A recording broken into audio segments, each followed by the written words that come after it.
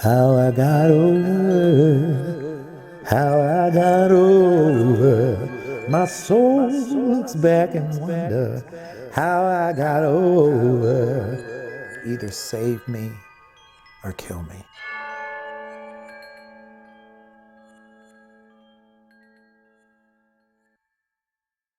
You hadn't found your calling, so to speak, while in the Sheiks. You decided to leave the Sheiks because you wanted to move the band out to LA, I believe, and other members had different ideas. Let's put it another way, and you're getting into the core of that, but the calling. I've had the calling on my life since I was 6 years old. You didn't realize it at the time. Yes, I did. Did you? Yeah. Yes, I did.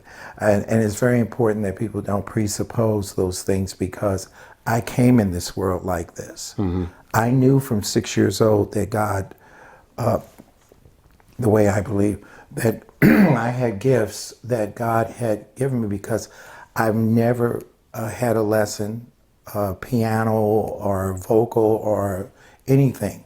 This has all been put inside of me. My parents bought a piano for Christmas for their 7 children, I included.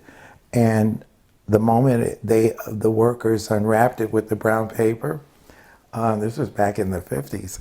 When they unwrapped that thing, it was like meeting my best friend.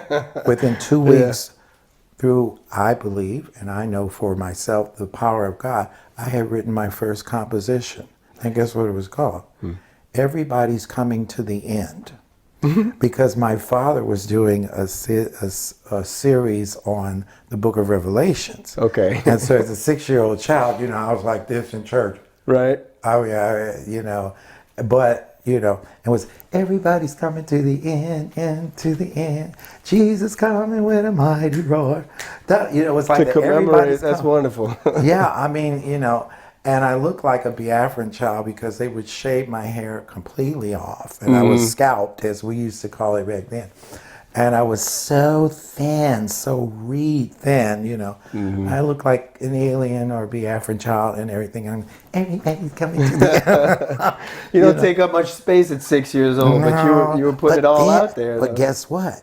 When I turned 12, between 12 and 13, my legs overnight, it felt like, they just stretched. And I started getting tall because I'm 6'3", And so I woke up literally one day, in a sense, and all of my pants were high waters, how we call it, high waters. And it was the first time I defied my father. He said, Michael Judson O'Hara, you get out of that bed and go. I said, I'm not going to school, Daddy. You can beat me, but I'm not going. Because nothing fits, I said, and they laugh at me anyway, because I was very awkward looking, like as I have no problem confessing, I was like, yeah. And then I'm wearing clothes, up to here and up to there. I was like, no. And the children were very mean to me at times, as children are, Of course. And they would beat on me and stuff. And that's when I learned how to fight. But anyway, so he looked at me and I'm crying. And I said, Daddy, I don't put me through that. And my father, rest in peace and bless his heart, he took me shopping. Nice. And he bought me all new clothes and stuff like that. My brothers and sisters were furious because, I was like, yeah, look at my finds, But, how children we do. Sure. But, and so then, to this day, I'm still trying to find clothes that my body is just really weirdly proportioned. Yeah. That's the truth, my friend. Like I said, just keeping it real. And so I have to find clothes. Like I found these jeans.